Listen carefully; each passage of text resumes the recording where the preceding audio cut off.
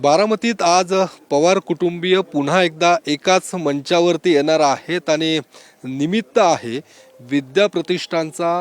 Sharadchandra Pawar centre of excellence in artificial intelligence या नूतन वास्तूच्या उद्घाटन सोहळ्यानिमित्त आज शरद पवार, उपमुख्यमंत्री अजित पवार, खासदार सुप्रिया सुळे, युगेंद्र पवार हे एकत्र येणार आहेत, एकाच मंचावरती येणार आहेत आणि याच कार्यक्रमाला उद्योगपती गौतम अदानी देखील उपस्थित असणार आहेत आणि आपण पाहू शकतो स्वतः अजित पवार या कार्यक्रम स्थळाची सध्या पाहणी करताना पाहायला मिळतात। संबंधित अधिकाऱ्यांना सूचना देखील दिल्या जात आहेत आणि या कार्यक्रमाची जी काही या निमित्ताने हे सर्व मान्यवर पवार कुटुंबीय आज एकत्र येणार आहेत आणि आपण पाहू शकतो विद्या प्रतिष्ठानच्या या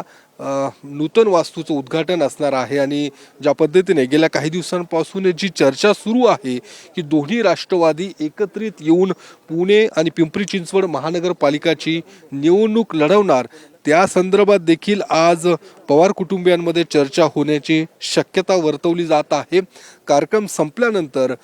शरद पवार यांच्या बारामतीतल्या निवासस्थानी अर्थात गोविंद बागेत या संपूर्ण पवार कुटुंबियांसह उद्योगपती गौतम अदानी यांचं एकत्रित स्नेहभोजन देखील आयोजित करण्यात आलेलं आहे। त्याचं एकत्रित स्नेहभोजनाचं देखील निमित्त जरी असलं तरी देखील या दोन्ही राष्ट्रवादीचं विलिनीकरणासंदर्भात देखील या ठिकाणी चर्चा होणार असल्याची शक्यता वर्तवली जात आहे। त्यामुळे आजची एकत्रित असणारी ही भेट तितकीच महत्त्वाची असणार आहे आणि उद्योगपती गौतम अदानी यापूर्वी देखील दिल्लीमध्ये आपण या पवार कुटुंबियांच्या कार्यक्रमामध्ये आपण पाहिलेलं आहे आणि त्यामुळे दोन्ही राष्ट्रवादी एकत्रित येणार या संदर्भातल्या चर्चा या गेल्या काही दिवसांपासून सुरू आहेत। त्या पुन्हा एकदा आज या निमित्ताने विद्या प्रतिष्ठानच्या या कार्यक्रमाच्या निमित्ताने पुन्हा एकदा सुरू झालेल्या आहेत।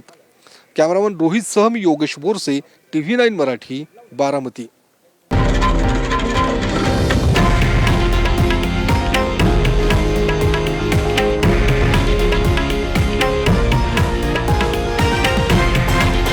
हे आहे देशातील नंबर 1 न्यूज नेटवर्क आणि आपण पाहत आहात TV9 मराठी, एकमेव।